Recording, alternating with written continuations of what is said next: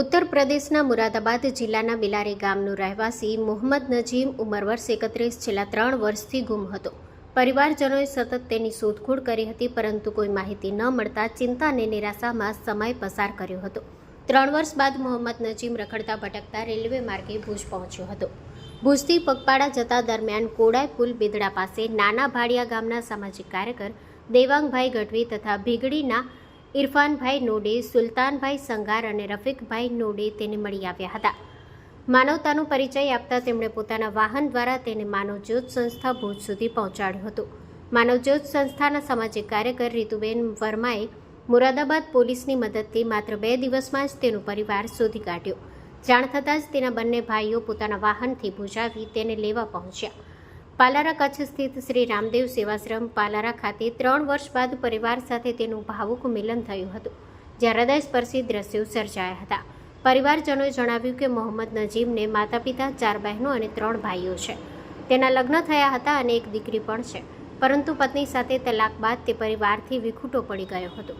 હવે લાંબા સમય બાદ તે પોતાના પરિવાર સુધી પહોંચ્યો છે. આ માનવતાભર્યા કાર્યમાં પ્રબોધ મુનવર, આનંદરાય સોની, દીપેશ શાહ, રફીક બાવા સહિત માનવજ્યોત સંસ્થાના તમામ કાર્યકરોનો મહત્વનો સહયોગ રહ્યો હતો. સ્ટોરી રિપોર્ટ બાય કરણ વાઘેલા, ભુજ. ઉત્તર પ્રદેશના મુરાદાબાદ વિસ્તારના બિલારી ગામનો યુવાન અને મુસ્લિમ યુવાન કે જેનું નામ હતું મોહમ્મદ નજીમ, જે 31 વર્ષનો હતો અને ઘરેથી ગુમ થયા પછી તે સતત રખડતો ભટકતો રહ્યો હતો. તો તેના પરિવારજનો તેને સતત શોધી રહ્યા હતા.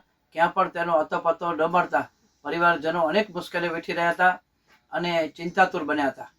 આખરે 3 વર્ષ પછી રખડતો ભટકતો ટ્રેન મારફતે ભુજ આવ્યો છે અને ભુજથી પગે ચાલીને તે જતો હતો. ત્યારે કોડાઈ પુલથી બેદડાના રસ્તે માનવજ્યોતના અમારા જાગૃત અને સક્રિય કાર્યકર અને નાના ભાડિયાના અમારા અગ્રણી આગેવાન એવા દેવાંગભાઈ ગઢવી અને એમના ત્રગડીના સાથી મિત્રો ઇરફાનભાઈ નોડે, સુલતાનભાઈ સંઘાર અને રફીકભાઈ નોડેને મળી આવતા તેમણે પોતાના વાહન મારફતે આ યુવાનને માનવજ્યોત સંસ્થા સુધી પહોંચાડ્યો. અમારી સંસ્થાએ રામદેવ સેવાશ્રમ પાલારા કચ્છ મધ્યે એને રાખી એની સારવાર શરૂ કરી. પણ જે વ્યક્તિનું ઘર 3 વર્ષથી નહોતું મળતું, એ વ્યક્તિનું ઘર માનવજ્યોત સંસ્થાના અમારા સામાજિક કાર્યકર રીતુબેન વર્માએ યુપી પોલીસ અને મુરાદાબાદ પોલીસનો સંપર્ક કરી અને માત્ર 2 દિવસની અંદર એનું ઘર શોધી કાઢ્યું. ઘરે સમાચાર મળતા જ પરિવારજનો ખુશખુશાલ થઈ ગયા અને એમણે નક્કી કર્યું કે પોતાના મારફતે આપણે આપણા ભાઈને લઈ આવીએ. બંને ભાઈઓ અને એના પરિવારજનો પોતાના વાહન મારફતે ભુજ પહોંચ્યા. ભુજ આવી અમારા રામદેવ સેવાશ્રમ પાલારા કચ્છ મધ્યે પહોંચ્યા.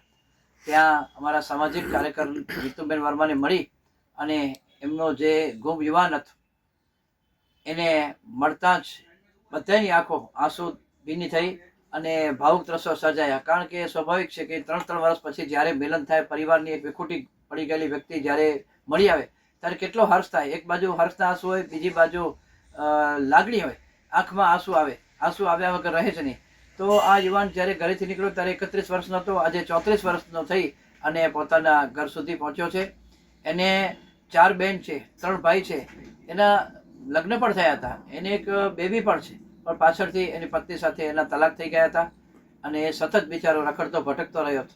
આજે પરિવાર ખુશખુશાલ બન્યો છે. પરિવારમાં આનંદની લાગણી છે, કારણ કે પરિવારજનો એને પોતાના ઘર સુધી લઈ ગયા અને ઘરે પણ એક આનંદનું વાતાવરણ ઊભું થયું છે. માં motor driving, safe and sure driving. Driving એ શોખ સાથે આપની મોટી જવાબદારી પણ છે. અમારા ઇન્સ્ટ્રક્ટર દ્વારા સચોટ અને સરળ માર્ગદર્શન. આપની રોજની તાલીમની માહિતી મેળવીને શું અધુરાશ છે એના ઉપર પૂરું ફોકસ કરાય છે.